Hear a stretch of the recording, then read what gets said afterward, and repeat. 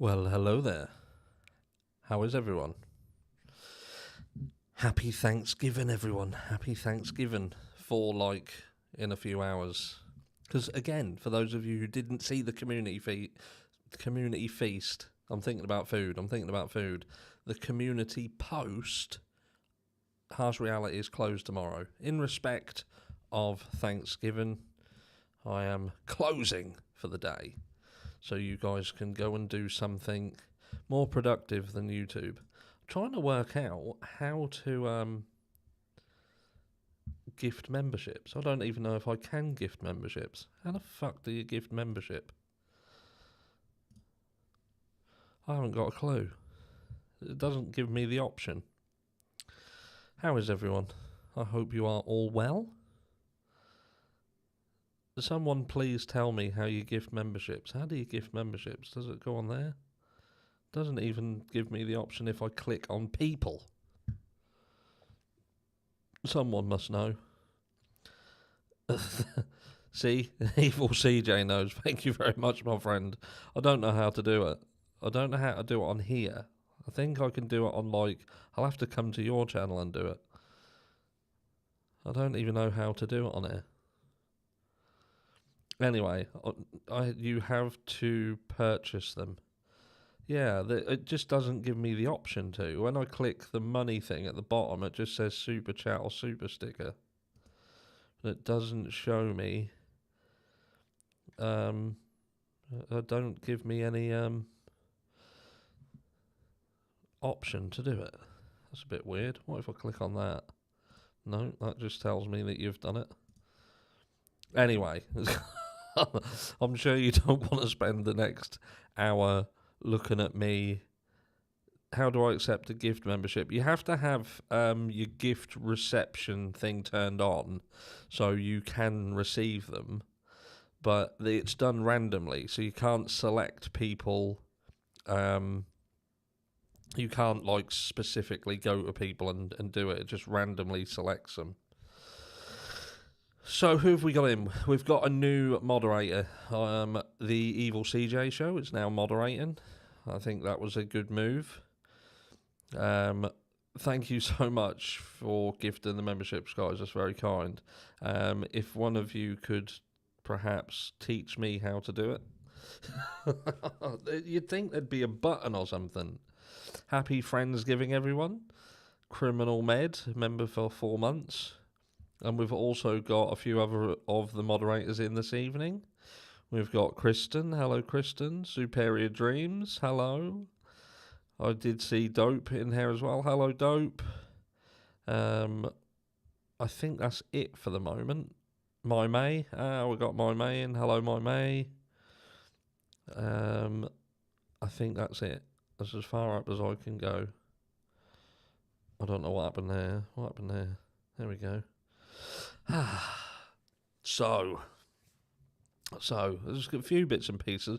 Hi, I saw you on ITV the other day. I was like, I thought I didn't see that originally. I'd seen some people commenting about it, and they're like, "Oh, you was on ITV." I thought they were joking. Genuinely thought they were joking, and then all of a sudden, someone else put it, and I thought, "There's too many people saying it." So I found it, and then I saw it was like that short, wasn't it? The Nicola Bully short that I did. And in fact, ITN, which is the Independent Television Network, which is a television company in this country, they actually reached out to me by email and asked if I wanted to be part of this documentary they're doing on the Nicola Bully case. Now, I'm not doing it because I don't want to, mainly because I don't trust them. Hello, Jen, another moderator in. Plants are my jam. Yeah, I'm just. It weren't that I was on there, Angel. It's that they were talking about the Nicola Bully case and social media coverage, and they showed some. It was 3 seconds of a shorts video. They were saying about social media coverage and how that grasped the attention.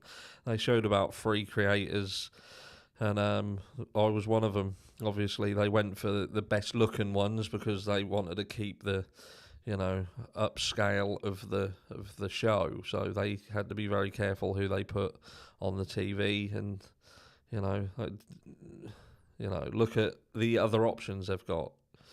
You know, there's only the likes of me and Evil CJ who they could have had, I suppose.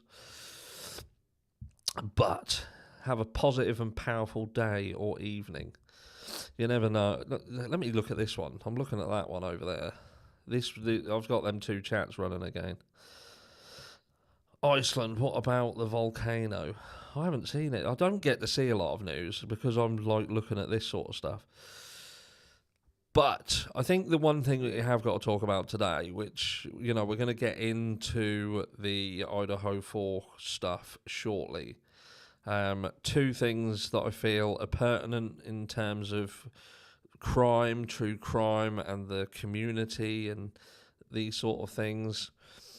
We've got to talk about JFK. Obviously, 60 years. It's been 60 years today. I actually watched the new documentary on this morning. Obviously, these doctors have come forward and they've discussed the things that they saw, and I'd be interested to get your feelings on it in chat, with regards to what happened that day and what the narratives are.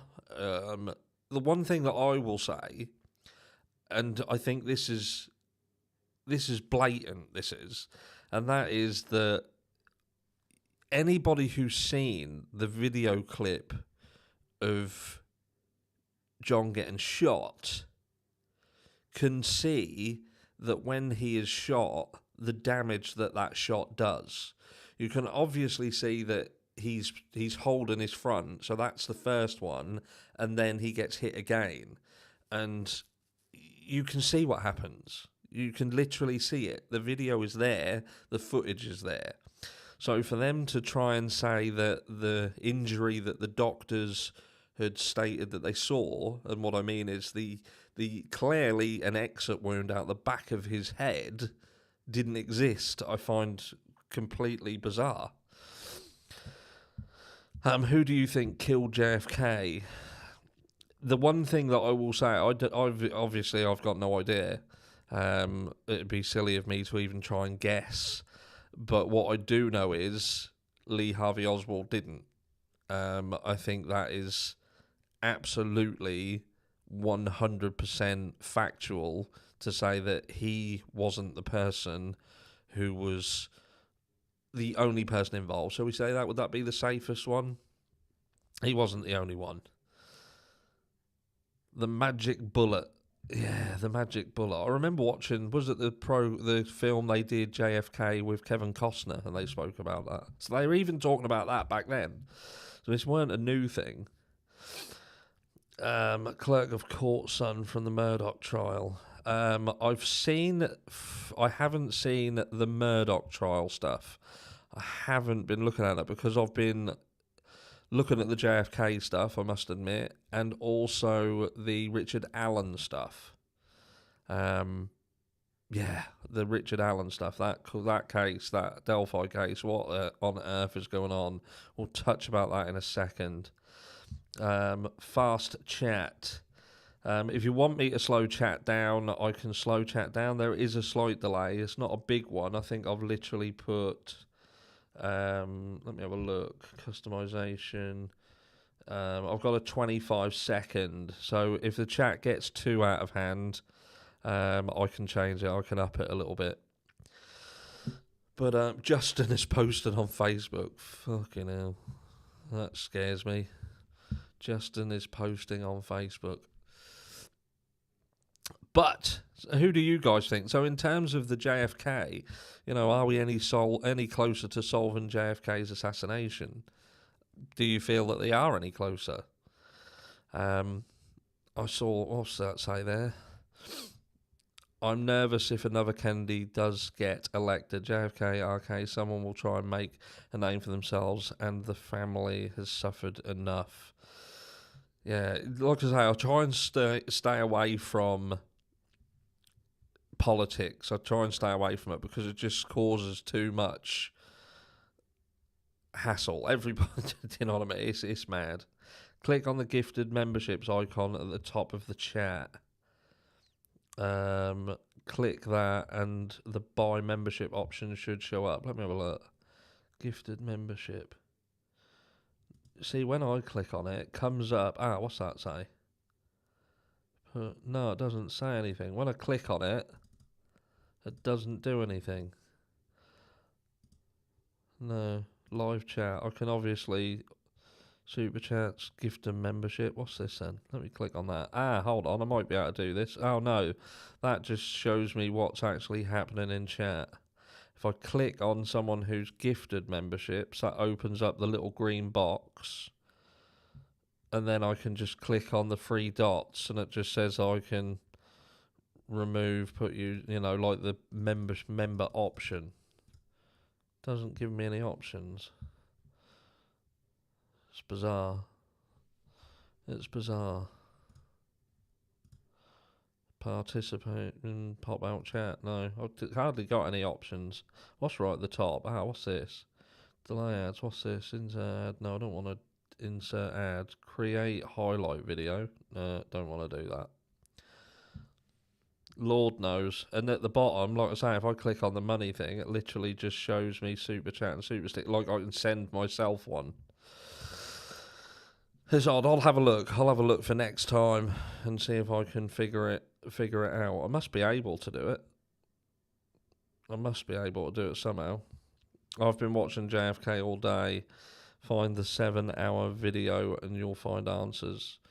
Yeah, I am going to look more into it. The little dog is fine. Yeah, don't worry. The little dog is fine. The little dog just isn't little anymore, and the little dog doesn't like me being at this desk ignoring her, and she goes mental. Are you using iOS? I am on a MacBook.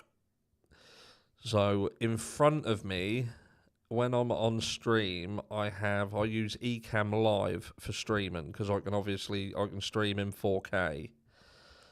So my main platform is Ecamm Live, which I've got on the main screen, and then on another screen I've got the back side of YouTube Studio in, so I can just check like stream health and stuff, and in case one chat doesn't work properly, I've got the other one here.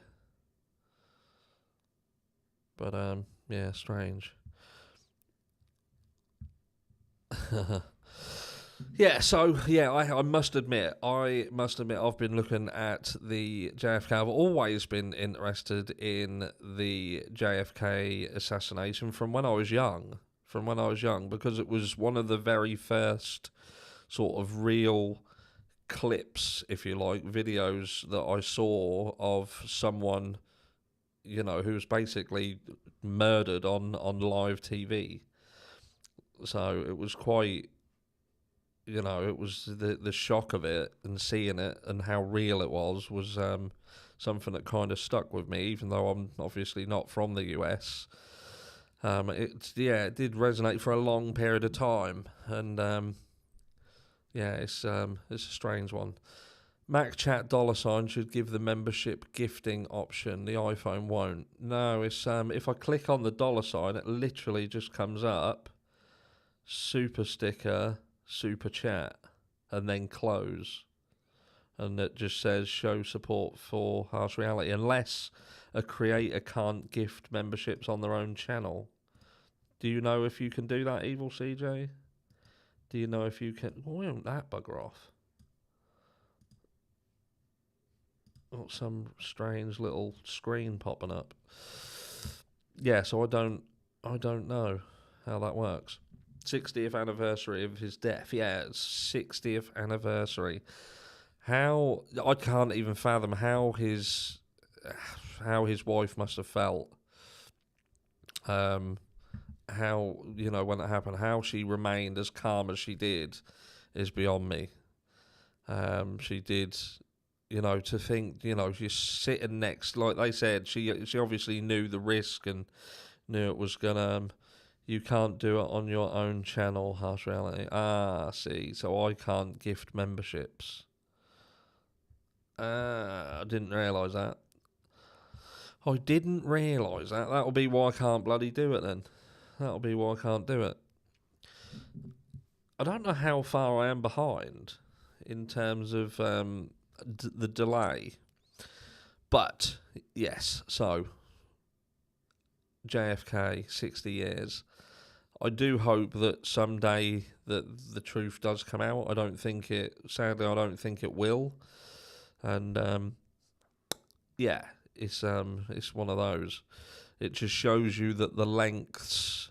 I think what shocked me in looking at this last documentary is obviously how many people were involved. There were so many moving parts in what happened to JFK and how many people got involved with the aftermath, like moving him and, you know, the second autopsy, or the autopsy, if you like, the military ran autopsy. It's crazy how many people were just involved in it. It's crazy. Scarlett, I saw that. What was that Scarlett put? I was watching live TV when JFK was shot. Had the actual autopsy photo. Oswald was the fall guy, and Ruby was also CIA killed JFK. I think that's kind of what the majority of people believe. And obviously it was some very powerful entity because of how many, like I say, just the moving parts, the people who are involved. It had to be someone with such a reach. You should watch the movie. If interested in the day, you should also watch the movie Parkland. Yeah, I will do. I'll check them out. That parade was live on TV. I was 10. Remember watching it at 10. It was quite disturbing. I can imagine. I really can imagine. You guys have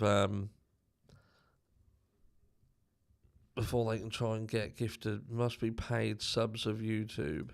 I don't think you do. I don't think you have to be paid subs or anything. It just does it randomly, DB. So it's not about being paid, I don't think. It literally just randomly selects people who's in the chat. Ruby was not CIA. My grandfather knew he was sleepy, but not CIA. Yeah, see, in terms of this sort of thing, I have absolutely no idea whatsoever.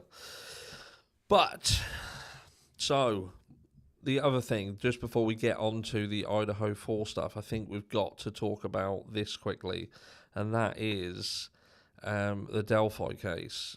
I know some of you are following the Delphi case. Some of you exclusively follow, you know, the Idaho 4 case, so you don't look at other cases. But yes, the judge in the Delphi murder. So we get rid of that picture at the top there. Let's get rid of that. So judge in Delphi murder case suffers urgent medical condition. Closed chambers transcript release. So just as they release the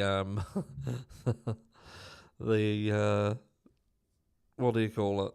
The transcript for what was going on behind closed doors, we now have the judge has got an urgent medical condition. The judge assigned to oversee the trial of Richard Allen, who was accused of murdering 2 teenage girls in Delphi, Indiana, back in 2017, was recently in the hospital due to an urgent medical condition. Judge Fran Gull had met with the attorneys in the case on October 31st, but by November 2nd, she went to her doctor complaining of feeling sick. Do you reckon stress of being forced or coerced into doing something that she perhaps didn't want to? I don't know. Icky tummy, perhaps a bit of stress and anxiety. I did see, what did someone say? That they think creators can gift memberships because they'd seen other people doing it. CH, let's have a look. What was that? Creators definitely can gift. I've seen many who have done just that. May possibly work if you do it on your phone through the browser. The downside is the camera that I'm using at the moment is my phone, so I can't get on my phone. I haven't set my camera back up since I took it down before summer. Because it's a ball ache. It's an absolute ball ache setting up a mirrorless on there. and because the phone is actually all right, I've been using the phone. What do we got in chat? Yeah, so the Delphi case. But let me get a shot of that. Let's close that down. We don't need that anymore. And I will, let's get rid of this. And we've got the Idaho 4 case, haven't we? So the Idaho 4 case, the stuff what has been going on recently, it's all about the cameras, isn't it? It's all about the cameras. And I did a poll earlier, and it was a bit of a mixed bag on the poll. A lot of people felt that Judge and his movement on the camera was a good thing. And look, it could be. It could be a good thing. If things are done properly, then it will be a good thing. If Judge literally just streams it, then that's great. If he streams it live, it's not edited, and it's just left as is, then yeah, that's great. The thing what I had a problem with is the reasoning behind doing what they did. It was almost like, we're not going to let anyone bring cameras in. We're going to control the cameras, and what we're going to do, we're going to put it on YouTube ourselves. And I thought to myself, the reasons you gave for removing cameras won't be stopped by doing what you're doing. People will still chop and change and manipulate what is said and what you're doing, and they'll still put it out how they want. You know what I mean? Judge is amazing. He could well be. Do you know what I mean? He could well be. It could be that it is a win. It could be. I'm skeptical because of the things that I've seen. That the case in its entirety, when you look at it, when you step back and look at it, it just seems so many things sit uncomfortable. But the only reference I have are other cases, other big cases, if you like. Judge isn't going to do crotch shots, though. And see, this is one of the things that's going to upset a lot of people, because that's all that they go there for, to look at the crotch shots. I don't have to use the coffee cup on my screen anymore. But I just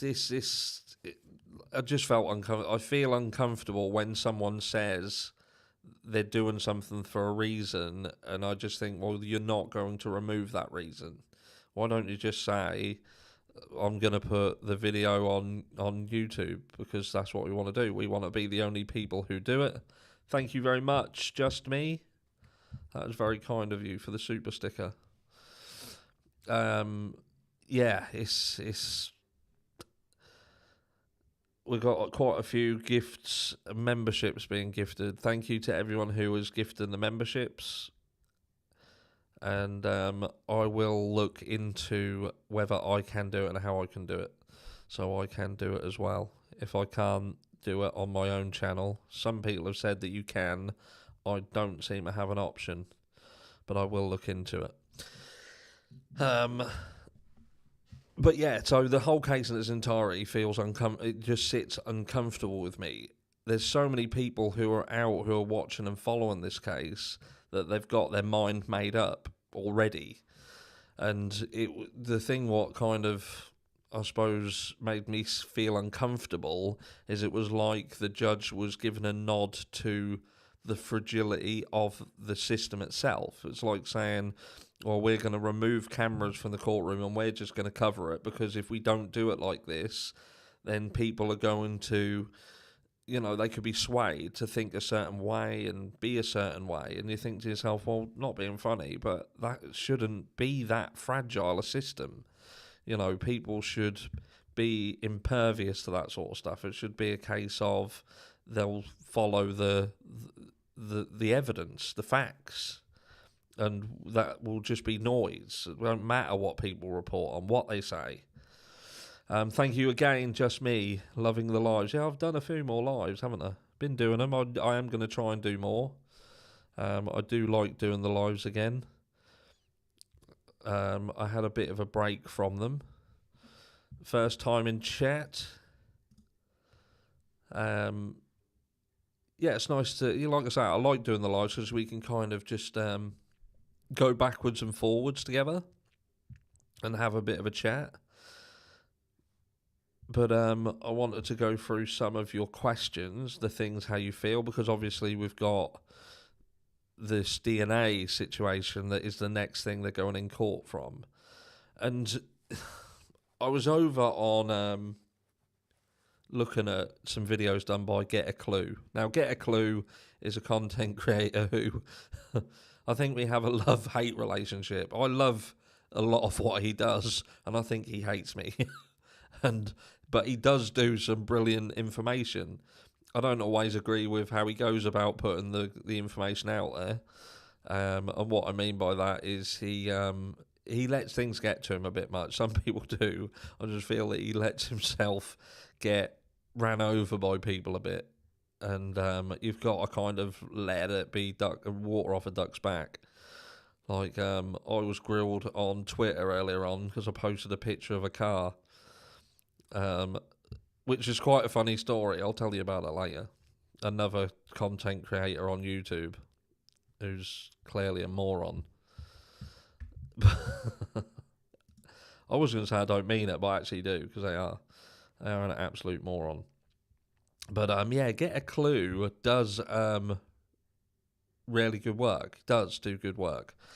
And he did earlier on today, he'd gone through a document that had been sent to him. It was about statistics in crimes, and one of the statistics that come up was about the amount of the percentage of crimes, like murders, if you like, the worst crimes, where witnesses had stated that they had been almost forced into lying.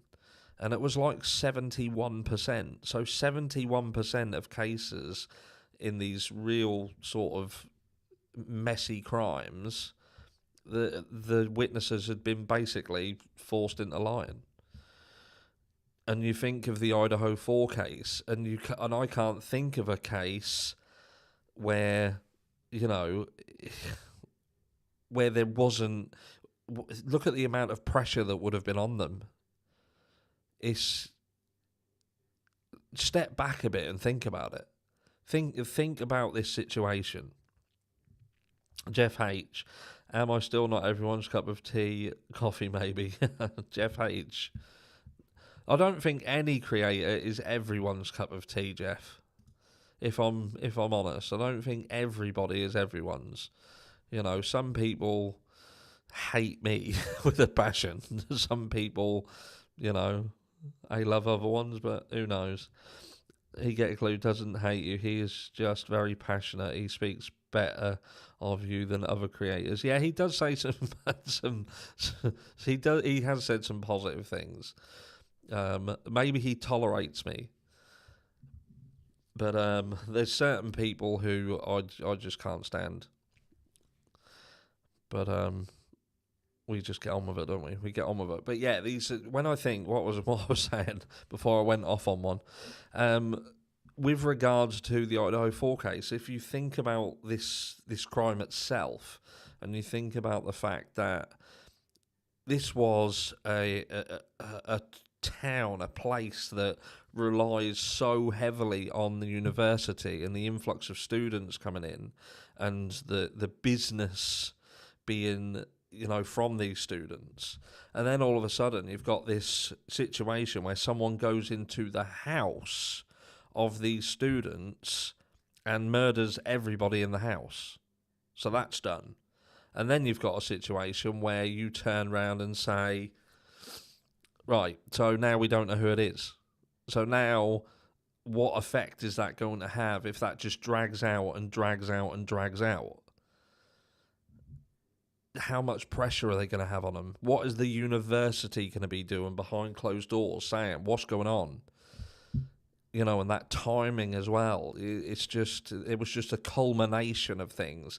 If ever there was a melting pot, if you like, that would cause them to perhaps fabricate things, you know, force somebody into being a witness when they weren't one. Can anybody, you know, and I get this, look, and I know that some of you guys are firmly on the Brian Coburger is guilty, and I understand why, and I don't feel bad about people who are.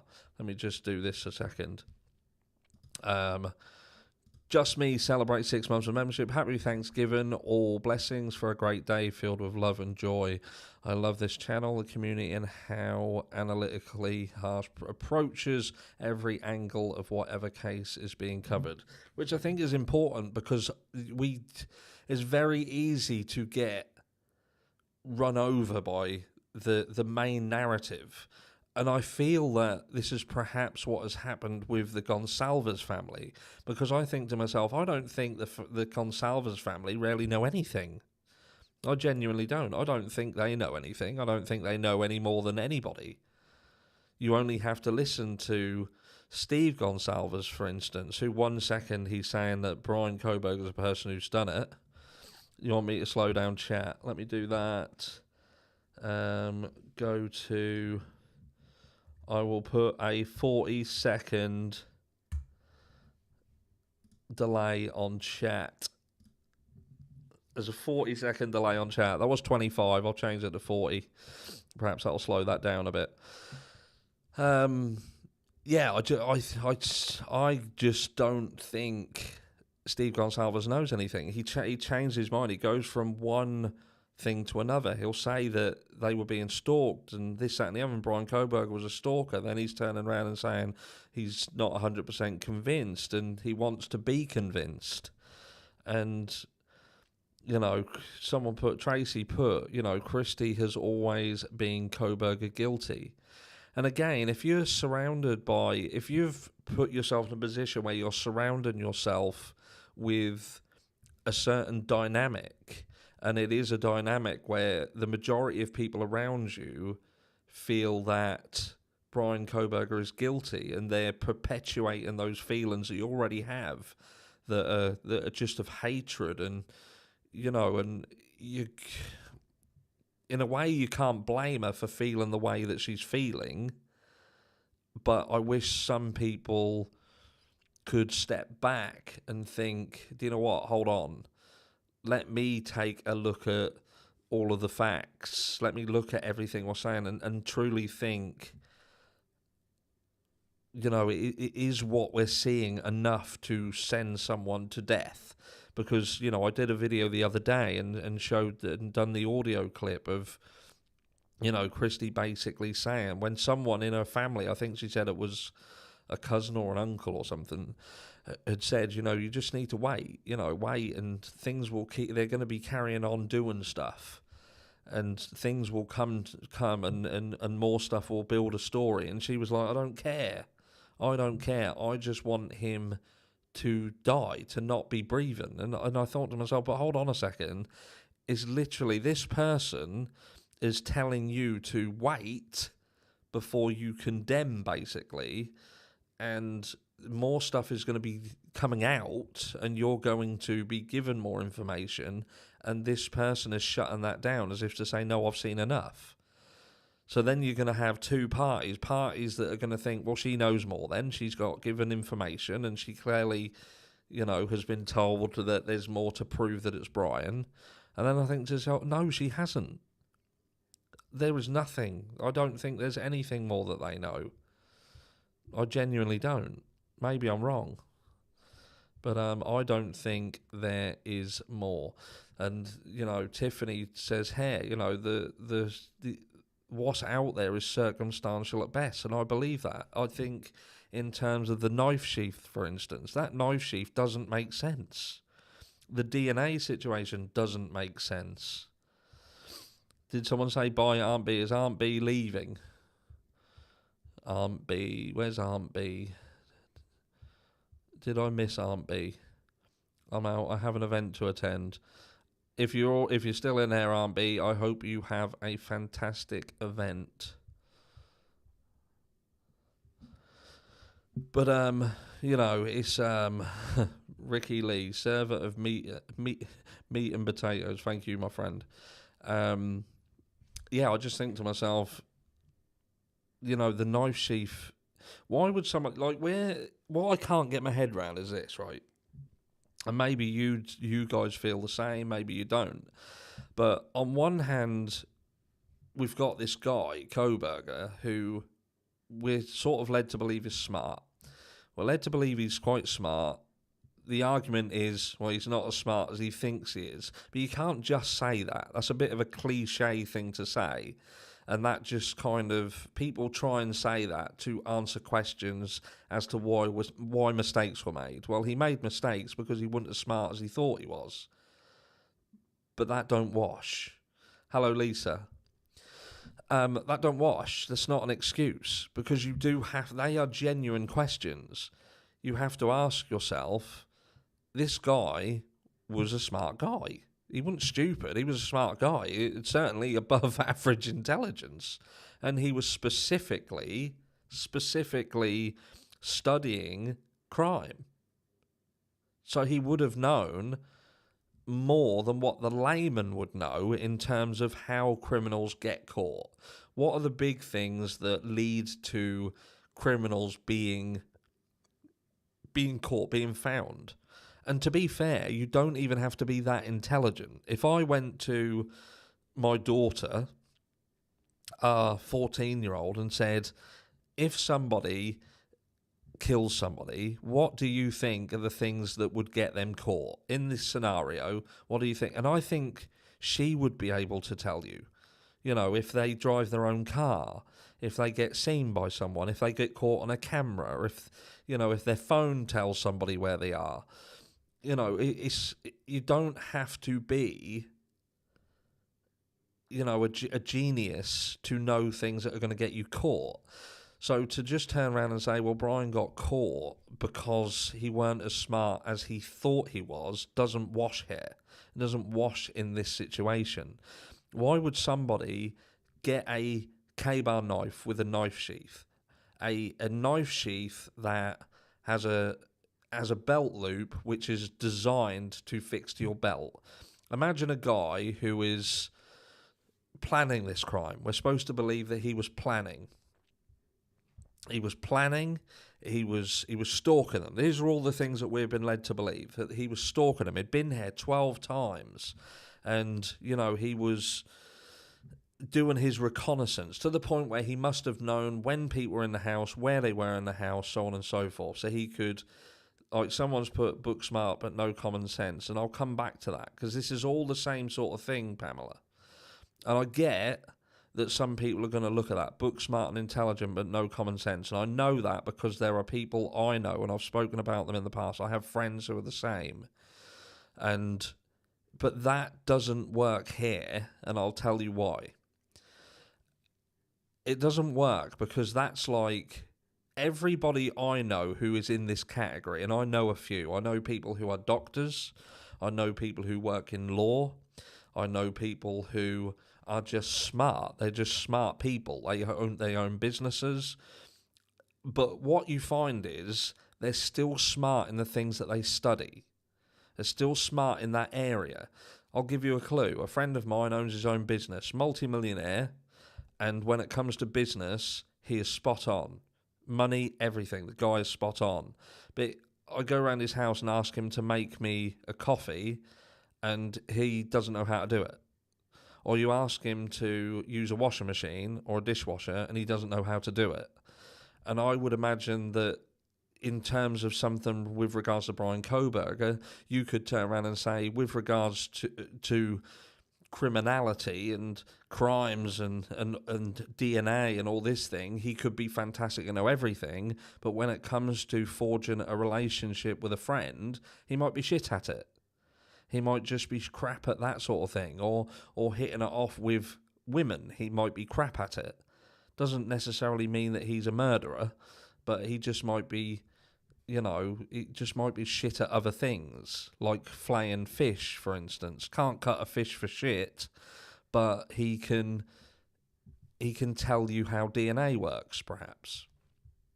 We're seeing him the way he is in the courtroom, the interactivity that he has, the fact that he is very heavily involved.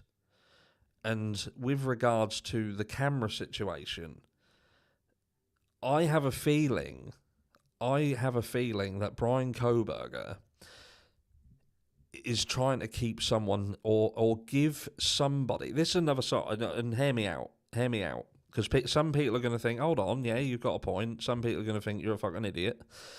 But with regards to Brian Coburger, right, just say he did this crime. He did it, and he was doing it for notoriety, like a bit of a Bundy thing, do you know what I mean? Why would he not want cameras in there? Why would he not want cameras in that courtroom? This would be his swan song. If he was arrogant in any way and felt that he was going to beat the system and had done this thing in order to prove how smart he was, he would want the world watching. Now, if you read the documentation and the way that he is specifically asking things to be hidden, he is doing it, and he doesn't want cameras in the courtroom. Who is he trying to protect? Because in my eyes, I feel that he is trying to protect somebody who he feels may have information that could exonerate him, but feels that they're more likely to talk about it if the cameras aren't in the courtroom. Now, we heard that there is a potential that Bethany Funk had information that was exculpatory to his case. Now, what if he doesn't want cameras in the courtroom because he feels that it's more likely that the likes of Bethany Funk will talk if the cameras aren't in there? It's do you know what I mean? Maybe he did. Like, Unravel, he did it. And do you know what? He could have done. He could have done. The reality is he could have done it. This ain't about loving on Brian Coburger or being a Brian Coburger, fanboy. This is about looking at what we as a community have as evidence against Brian Coburger. The evidence that is before us, that we have been told that there is, and making a decision based on that evidence as to where we feel we are at the moment. Because we won't have any impact on this trial. All we can do is speculate. All we can do is talk about the case. All we can do is sort of knock heads and talk about it. But this niche and the way that people go is they make a decision. They make a decision on how they feel about something or someone. And every single time I reach out and say to people, let me know down below why you truly believe Brian Coburger did it, which I'm going to do as part of this live. I'm going to ask people in chat to specifically tell the community what is the one single piece of evidence or information that you feel that you have that tells you that Brian Coburger did this crime beyond a reasonable doubt. Because that's the issue. That's the problem that I have. I cannot see the information that we have access to is enough to say that he did it beyond a reasonable doubt. You can consider that he did it. You can lean more towards him being guilty. You can certainly lean over there and think, you know what? I feel that it's more likely he did it than he didn't do it. But is there enough? Is there enough evidence to suggest that he did it 100%? And if you don't feel that there's enough evidence to say that he did it 100%, and it's not genuinely 100%, then do you think that it would be unfair to treat him like he's guilty on social media and drag him through the mud? That's the issue that I have. I have a feeling that there is people who, when they're asked that question, they cannot ask. They just come with smart-ass lines. You know, they'll say things. Oh, he did it. I know he did it. He's dodgy, or he did this. It's, do you know what I mean? And I'm asking in chat. You know, again, please tell me. Please tell me. Please tell everybody. You know, share your ideas. Share what you, what evidence you have that tells you that he did it beyond a reasonable doubt. Like, some people have put nothing, whether cameras are there or not, whoever may ID him will still do that. That won't change anything. Like, there could be a witness, but again, we don't know. We can think there's a witness, but again, if we think there's a witness, that's, again, we're going through the Howard Bloom situation. But then Howard Bloom said other stuff, and people who equally will use elements of the Howard Bloom stuff to sort of say that Brian Coburger's guilty, they'll ignore the other stuff. So they're picking and choosing what they want to make relevant. Because his phone never pinged in Moscow after the murders, and if Brian doesn't have any connection to the house, how does his DNA get on the sheath? So with regards to the DNA on the sheath, this is the issue with the DNA, okay? So first of all, we have to consider the statistics, okay? So the statistics show that in a case of this nature, law enforcement could be put under pressure to fabricate evidence. That's not a fabrication, by the way, that I'm saying. That is a fact.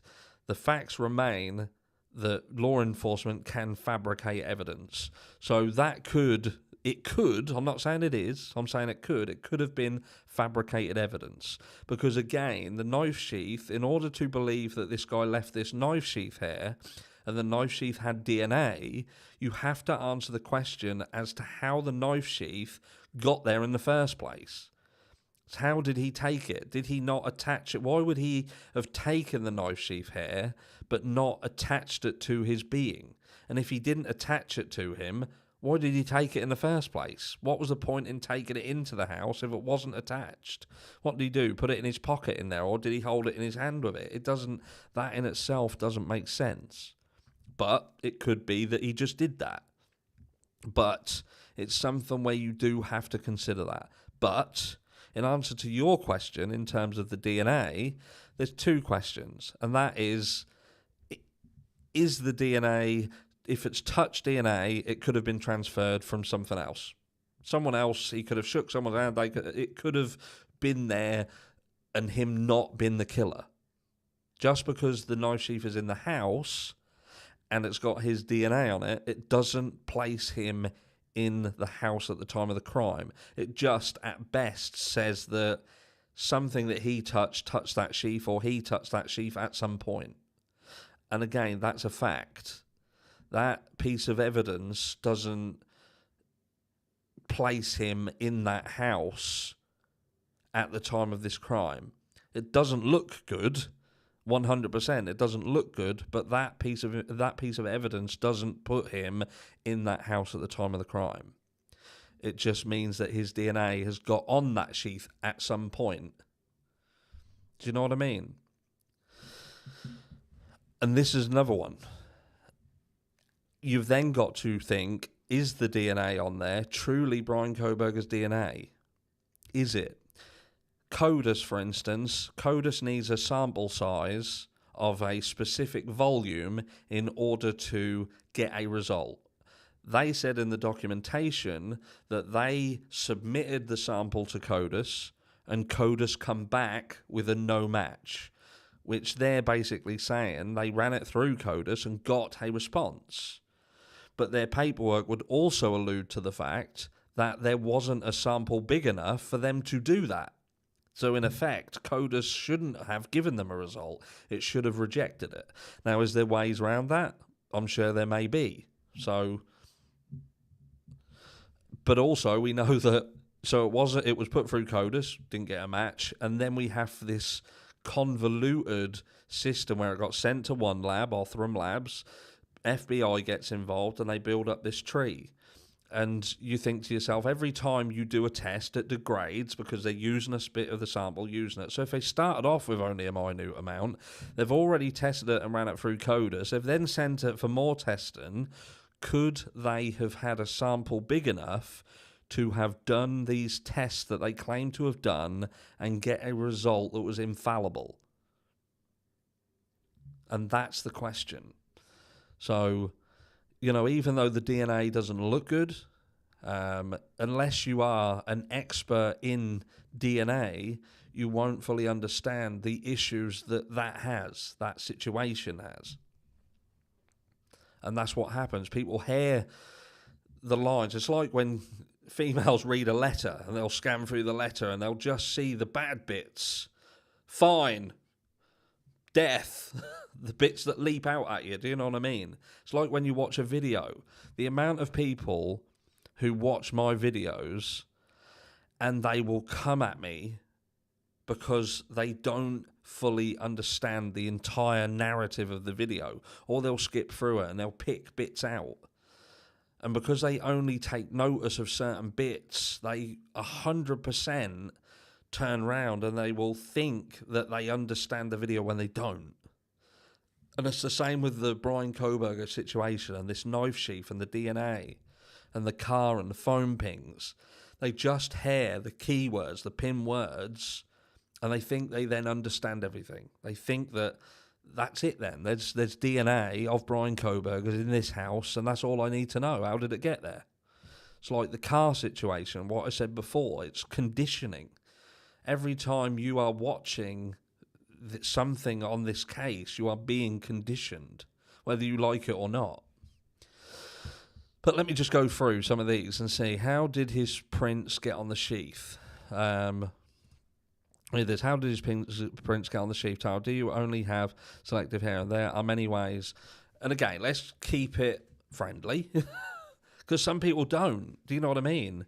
It's not about having selective hair and as such. It's that we are conditioned. It's like I just said, you are conditioned. People hear it, and if people are not, you know, if they don't understand certain things, and not everybody can understand it. Do you know what I mean? It's one of those. You can't sort of have a go at somebody for not understanding DNA fully, because some people just don't get it. They just know that DNA is connected to somebody, and if their DNA is there, then in their head they're there, or they've been there.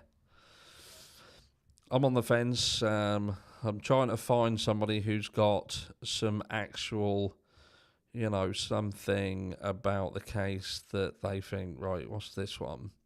The big one. Then built a sample with BK. 3 unknowns. Yeah, 3 unknowns are a major problem. Like with regards to that, we've got 3 samples of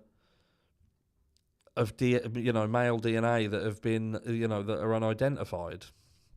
Baby girl, I do like baby girl when she comes forward. She normally throws a spanner in the works. He's not even known to wear a knife with a knife sheath anyway, or people would have been saying dude walks around with his knife on a knife sheath. That was specifically purchased for a murder. But again, why take it? My point is, why take it?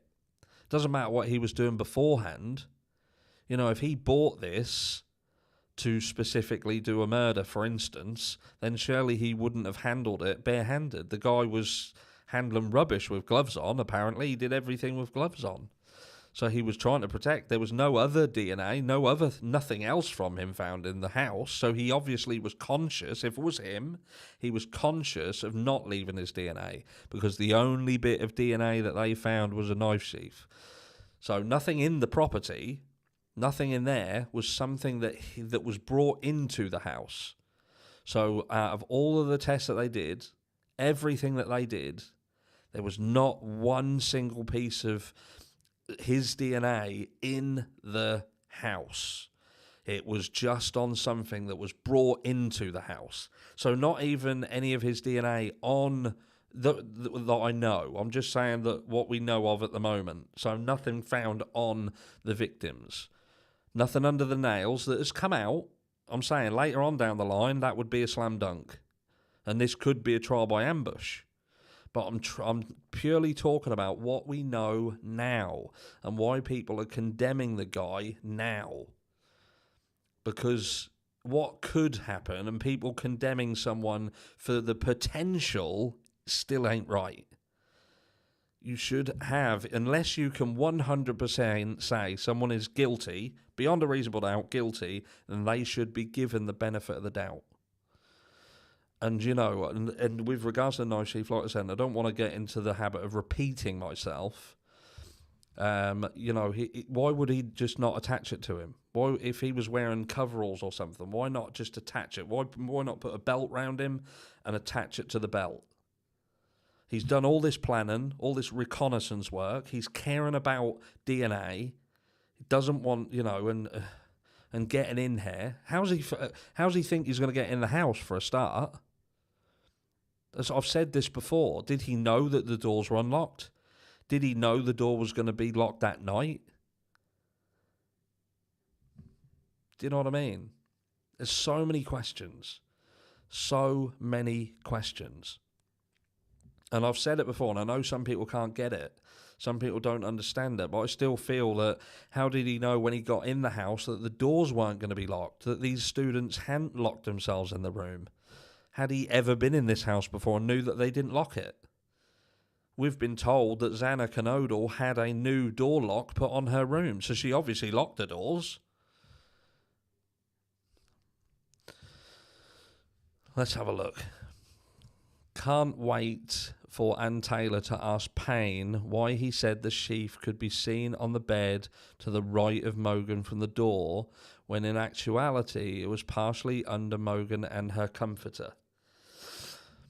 Yeah, there's going to be things that get pulled out, because he could turn around and say, I couldn't see the entire knife sheath, I could see it partially, so that he could explain that. What I would be more interested to ask is why the two statements near enough read word for word.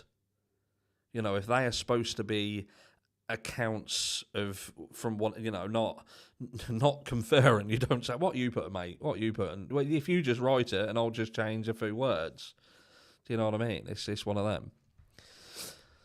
But it's a difficult one. Look, Harsh, like, where is the treasure trove of DNA in his Elantra? And let's not forget the Elantra. The situation is that all of the specialists come out, all of these people turn around and said that that car would be a petri dish of evidence. The car would be the thing that hung him. And when we talk about DNA, not only was none of his DNA taken into the house, and the only DNA that he had was that knife sheath, but furthermore, no DNA from the house had been brought into his car.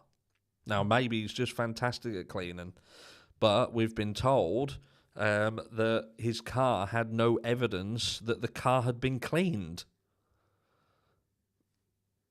So again, things may come out later. I'm talking about what we know now. What do we know now? And I'm struggling to find anything in chat again. You know, where is the statements in chat? Let me just go through these, because I've missed a few. I've been rambling, haven't I? I've been rambling. Let's have a look. What do you think about the psychic's take on the case? I'll touch on that in a bit, my mate. I will do, about the psychics. Let's have a look, because I know that some of them, someone sent me a video in email the other day, and it was someone who had done some readings right at the beginning of the case, and some of that was actually scarily accurate. You know, I wouldn't say I'm a believer in it, but some of the things that they say are pretty much spot on. The answers might be in the external hard drives and portable USB storage from his home, and that's it. There could be a treasure trove of evidence in the in digital form in his computers, 100%, but we don't have that yet. So all we can do is speculate that there is stuff. Do you know what I mean? According to what we all know, there was absolutely no evidence to convict Coburger, right? No DNA in his car, no in the apartment. No. But what I want people to put is what evidence there is that convinces you 100%. We will understand so much more during the trial. They will be able to tell us who was killed first and if the four were killed with the same type of weapon. If BK did this, was he acting alone? And yeah, this is what you hope. But this isn't, again, what we're addressing. What we're trying to address is the situation that we have pre-trial with the treatment of Brian Coburger. And whenever you try and address this situation face to face, like, I think if I was to get any single person who says Brian Coburger is guilty and stood face to face with them and said, okay, tell me why. Tell me why you think he is 100% guilty. I don't think anybody would be able to tell me. They said Brian had brought one of those kind of knives from Amazon. Did they find the knife when they searched his apartment? And my question there would be, who said? Who said Brian Coburger bought one of those kind of knives from Amazon? Do we know that he 100% brought one of those kind of knives from Amazon? And maybe the guy did. Maybe he did. But again, it doesn't mean that he used it in this crime. We haven't even been told if it was a K-bar knife. Again, we have been conditioned to believe it was a K-bar knife because there was a K-bar knife sheath there. But do you know what I mean? It's we don't know 100% whether it was. Kathy Mabbott, for instance, said that the weapon used was a large weapon. When a K-bar knife ain't really that large. What is it, 7 inches? Now, some people would say that's massive, some people not so much. But you know, the again, we go into the details of the injuries. Is that consistent with a K-bar? Who knows? Yes, 2 unknown DNA samples. Can defence investigate those? What concerns me is ongoing propaganda. Brian brought attention to himself when he posted that questionnaire on the net. I'm sure the FBI... But again, the issue with this is he was studying this. So that doesn't prove that he was involved in this crime, does it? It proves that he was doing this course and part of his studying was to do this. Now, you can write into that, you can read into it, and think, you know, did Brian do this because he was trying to affirm feelings that he had? Was he trying to seek why he was having the feelings that he was having, perhaps? And it went into, you know, and that's why he did it. And it's easy to say that because what we're thinking of Brian Coburger is that he's a potential killer. So when we see him doing a study like this, you can extrapolate on that and think, well, this is why he did it. He did it because he was having thoughts and feelings, nefarious thoughts, and he's trying to see whether he can get, you know, confirmation of some description on why he's feeling the way he did. Is he thinking the same way as a criminal? You know, there are bigger knives available than USMC ones. Yeah, there is. There's some scary-ass ones. Some scary-ass ones. We do not know for sure. Why does law enforcement think the killer would have brought that knife shortly before crimes? They could have had it for years. Could have had it for years. Would somebody who was going to do this crime, who was doing this kind of studying, have bought the knife that he was going to use to do it on Amazon? Fuck me. Again, we talk about stupid. The guy drives his own car, turns his phone off, that looks a bit sketchy, drives around in front of cameras, leaves a knife sheath there. By the way, buys the knife from Amazon, of all places. Is the guy that stupid? Is the guy that stupid? I struggle to think. I struggle to think that he is that stupid. Thank you for being a fun and great community, always kind and respectful to each other. This is a really good community, really fantastic community. I was talking to someone earlier in I think it was a community feed, and it is a really, really good community. Even though, we sort of talk about it, someone just give us a thumbs down. 3 people have given us a thumbs down. What do you reckon of that? Come on, who was the people who were giving the thumbs down? I'm guessing they are Brian Coburger is guilty people. And again, I'm asking people to put in the comments, if you believe that Brian Coburger did it beyond a reasonable doubt, then what are your reasonings behind it? What are your reasons behind it? What is the thing that you was told, or you've seen, or you've heard, that would lead you to believe that Brian Coburger did the crime. A lot of blokes will tell you 7 inches is a lot. Now we've got 4 thumbs down.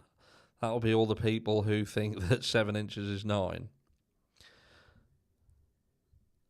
I'm just going through the comments. Even if he did it, let's have a look.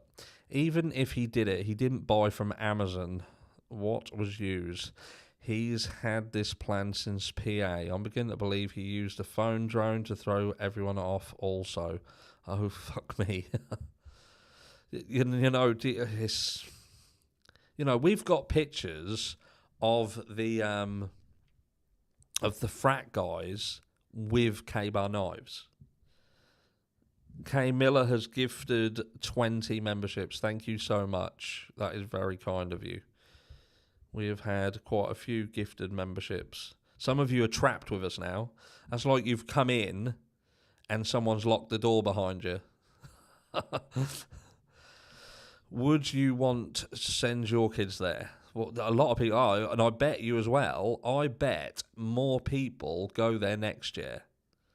I bet they do, you know. I bet next year their intake is higher than last year. Let's have a look. He may think he's such an obscure person and would never be noticed, yet so he does these outright bold things, yet those were the things that got him noticed. Just tossing that out. And you could be right. It could be that he just didn't think he was going to get caught. He won't, you know, and maybe you are right. Maybe you are right. I still wonder why he would have driven his car in a manner that would seem to suggest he was lost if he'd been here sort of 12 times and had planned this for some period of time. Because the behaviour of that car would suggest that he didn't know where he was going. It could be argued, however, that perhaps he was thinking whether he was going to do it. Maybe he had second thoughts. Maybe he weren't 100% sure. Whether he was concerned about people being in the area. Not 100% sure, but you know, I think Brian is innocent. There's a lot of people who think he's innocent. There's a lot of people who think the other way. But I just find it really interesting that no one can really pinpoint a specific thing that would suggest that you know, that he is guilty beyond a reasonable doubt. I can't see it. I can't see anybody who has said.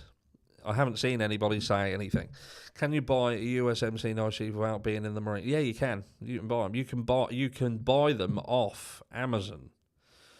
And in fact, I think it was actually in the court documentation, they give what they call like an ASIN number. And there was 2 ASIN numbers listed in the court documentation. One of them, if you entered that into Google, it didn't take you anywhere. And the other one did take you to a knife sheath, which is interesting. But, yeah, this is a bizarre one. It is bizarre. BK Life was coming undone and he snapped. But again, how do we know? You know, people will have these thoughts and feelings, which people will turn around, like this Bill. BK Life was coming undone, but how do we know his life was coming undone? How do we know Brian Coburger's life was coming undone? Where is the 100% proof that Brian's life was coming undone? I'm still thinking the weapons were machetes. K-bar sheath was the throw off law enforcement. And again, this information here was started by Kathy Mabbitt. Kathy Mabbitt was like, how she described the crime, it wouldn't go hand in hand with a K-bar. It would actually go more hand in hand with a machete-style weapon. And then we've got Brent Coburger, God rest his soul, who happened to collect machetes. And look at the clusterfuck in that case now, in the Brent Coburger situation. Right, who said right, who said people weren't looking for a sunroof too? there is 100% proof. There is no 100% proof. No. And that's the thing. There isn't. And I get 1 year in jail for an innocent Coburger. Hard to believe. But again, you can't utilise that as proof of guilt. You can't say that if he was innocent, he wouldn't have been in jail now, because it doesn't work that way. Even though, you have to fathom, bloody hell, the guy's, if he's innocent, then why has he been sitting there? But he's got no choice. The guy has no choice. Unless he had an alibi that would get him out of there, he wouldn't. Do you know what I mean? I think his lack of alibi is exactly why he's sitting in there. Me personally, and I think law enforcement knew that. And I think that's why law enforcement have turned around and said they have no recording. Because I believe that part of that conversation went along the lines of, where were you at such and such a time on such and such a date? And he turns around and says, well, I was driving around. All right, so let's get this right, Mr. Coburger. So you're telling us between the hours of X and X on this specific night, you were driving your car around. You got no witnesses, no nothing. Boom, they've got him. They've got the guy. And then you go back to statistical analysis that would say that that law enforcement can be placed in a situation where they can fabricate, or they can try and push things to fit. They've got their guy. They've got a guy who they know was driving around. He's got no witnesses, nothing at all. And he just happened to, perhaps this was number 13, time 13 that he just happened to be driving around Moscow, Idaho. But maybe the crime didn't happen at this time. And maybe that's why Ann Taylor turned around and said he was driving around, but he wasn't driving around at the time of the crime. Now, there has been cases, and over on Get a Clue, and I'd say go and read this last video that he did today, and it was talking about a specific crime on a little girl that had happened, and the guys got done for it, got put away, but then eventually, years down the line, it got thrown out because law enforcement, it turned out that they had fabricated evidence. So just say that this crime didn't happen at this time. It didn't happen. They moved the time frame to fit in when Brian Coburger had told them that he was in Moscow, Idaho. So it wasn't between 2 and 3 where Kathy Mabbutt would turn around and say that this crime happened, which is exactly what she said. And that's not fabrication. That was Kathy Mabbutt stating that that was the time of death when this happened. But Brian Coburger just happens to be later on. Do you know what I mean? They moved the whole lot to fit him. Move the whole time frame. And how do they do that? They do it by fabricating a witness, which takes you into that 70% of people who are involved in crimes, who are witnesses, who have been forced by law enforcement to lie in order to support a conviction. I think it was 71%. 71% of witnesses were forced to lie by law enforcement. And again, this ain't about him being innocent or guilty. This is about the information that we have right now. Is there enough to say either way? And is there evidence to suggest that this needs to be looked at differently? People who are hell-bent on pushing this he's guilty narrative, is there another way? I'm not biased. Let's have a look. Jeff H. I think my conclusions are what they are in part because I'm not biased against law enforcement. I'm not against law enforcement, but I also know some stories which I've told you guys, I've spoken about it, and I don't know whether you guys are new here, but this is a true story, and some of you will have already heard this. I had a friend growing up who took his father's motorcycle when he was young and was showing off, wheeling it and flying down the road, speeding, lost control of the bike and smacked into a postman and killed him. And by the time my friend's family had finished with this, they made it look like my friend was suffering trauma because of a suicidal postman had thrown himself in front of my friend. And do you know what that was? That was money. Because my friend's family had money, he walked. And not only did he walk, but he was the victim. He was the victim. Karma got him in the end because he would eventually be killed on a motorcycle. But that is a true story. You know, and how far will law enforcement go with enough pressure to get the job done? I'm not saying they even do it on purpose. Maybe they were given somebody and they just went along with that. They made it work. They made it fit. Let's have a look. Let's go into some comments. We've been on for an hour and 15 minutes. We'll go through some comments and then we'll wrap up. Motorcycle Madness, yeah. Like I say, that's a true story. That is a true story. Let's have a look. What confused me? FBI less Ford sucks. What confuses me, the FBI knows to keep you talking, and Coburger was, until they started accusing him and he lawyered up. Yeah. But what confuses me is there's no, this crime, this type of crime, this person, and there is no recording of the... How is that? How is that? How is that? Others creators are saying she is the one who turned BK in. I'd love to see all info, especially. See, I should read more before I just pin things up. Yeah, they have body cams and video at station of Emma DYK start to finish. Like that situation, the Emma Bailey and Demetrius Robinson, for them to walk away from what they walked away from. Let's have a look. Jail with no bond because they chased him to PA on purpose. That got him a fugitive warrant and 3,000 miles away. In court, JJJ asked the PROC if bond was okay. Thompson, nope, I had to chase. Said Coburger rarely have IDs of victims. No, Brian Coburger didn't have ID of victims. That was...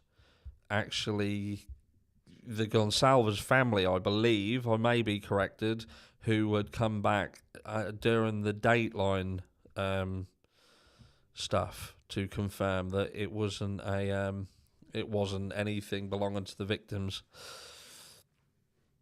Well, let's have a look. We'll look at the Lancashire Constabulary covering up Peter finding Nicola Bully within 6 minutes, but just left her there and banned him from the inquest to cover up the corruption. See, I don't know. I'm doing stuff with the Nicola Bully case. I will be coming back about the Nicola Bully case. Not every law enforcement officer who holds a badge is a good person. Look at Wayne Couzens, Sarah Everard case. Yeah, there you go. And that is a very, very valid point, that is. Like someone has just said, Tracy.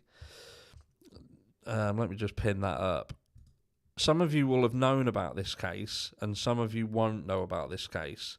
But this is a police officer, Wayne Couzens, and it was the Sarah Everard case. If you haven't heard about this case, then look it up. Look it up, search it. Now, this absolutely proves how corrupt an entire organisation can be, because this Wayne Couzens managed to kill this woman, and he shouldn't have been able to do it, but he was facilitated in doing it by other officers. That was so scary how that went down. They were messaging one another on chats, taking the piss out of it, and not only that case, but other cases, taking the piss out of these things. And when they were going to be audited for it, their bosses told them to delete all the information off their phones, to wipe them. Utter madness. Utter madness. Thank you for the super chat, K Dubs. Also, Scarlett and Tara and Jeff. You know, the Wayne Couzens case was bad. And did you know, police officers as well, I have to say this because we're dealing with this. People who have been around this channel for a while and know sort of about my background, my history. I have police officers in my family. I have a brother-in-law who is a police officer who he fabricated an incident. And bearing in mind, this guy is my partner's brother, and he manipulated his wife into a situation that he would then make it look like she'd attacked him in order to take her son away from her. The stuff what he did would make your head spin, and he still now manipulates her. Now they've split up and she's with somebody else. He's still on the attack. The emotional manipulation, the blackmail. He's basically stolen a house off her, a house that they only had because one of her family members had died and left her money that she then purchased a house, and he's taken that off her. He's living in it. He's living in the house, and this is a cop and being facilitated by the branch that he works at in the UK. Why did the police frame Brian Coburger? We're not saying that they necessarily framed it. Could they have framed him? Yeah, they could. Or did someone else frame Brian and said that's who you need to look at? And police just had to make him fit. And it seemed like they made him fit. They got tunnel vision, confirmation bias, like loads of people have. Even now, that proves that confirmation bias exists because it's there, shoved in your face every day. And maybe they're just human beings. They're human beings trying to do a job or getting pressured by the university. And do you know what I mean? It's there for you to see. Why did they frame him? Because he could. There you go. Wayne Couzens thought he was going to get away with it. He did. He thought he was going to get away with it because, again, the fucking arrogance of it. Because that entire force was bent. What have we got? Let's go through some last comments and we will wrap up. It's gone midnight here, you know. Gone midnight. It's like 1 minute past midnight. Only care about keeping a good reputation, racking in students, increasing year after year the money. And it's so gross to me. Empathy for many has been lost, or a trait to which they never had. Exactly. And and again, off the back end, not only is this situation that you're finding with the potentially the university pressurising law enforcement because of just the intake on students and making sure everything stays in a normal setting. Not only that, but they've got this acquisition of Phoenix University in the background that we touched on before, worth 180 million. There you go. Money talks. Did you watch Law and Crime yesterday with Jesse Weber and a female attorney about Coburger? It got heated. I've got that. That was sent to me, and I'm going to watch it tomorrow. Have we ever figured out who we think potentially FBI? We're not 100% sure, Lisa, but it would appear that they're FBI. Confirmation bias is dangerous, 100%. 100%. Last few comments. Da-da-da-da. What's that? I agree. Brian Coburger's looking like Lee Harvey Oswald, and I even think they vaguely resemble each other as well. I do, actually. Narrative was completely changed from time and no witnesses, then suddenly DM is one. In my opinion, law enforcement pressured DM and or Bethany Funk with holding something overheads to cooperate. I 100% can see that happening. I can't say I 100% that is what happened, but I don't think anybody could 100% say that definitely didn't happen. Not when, if them statistics are correct, in that 71% of witnesses in case, or people who could potentially be witnesses, are told the lie. I think this case is a prime example of one that could go in that direction. And Juju Bug says something very, very valid. There's awesome police officers out there helping people, and there's some police officers you really, really don't want to run into. And this isn't a blanket statement when we talk about law enforcement and there being ones that you don't want to run into. Like Juju said here, there are some that are absolutely amazing. There truly are some absolutely amazing police. You know, it's like everything. It's like every single walk of life. There are people who are amazing. There are people who are arseholes. There's people who don't want to do it. There's people who will, you know, manipulate their job for their own personal gain and benefit. Do you think that there's no cops in the system who take backhanders for things? It's ignorant if you don't. What do we got? Sorry I'm late. No, don't worry. You're not like, well, we're going to be closing up shortly.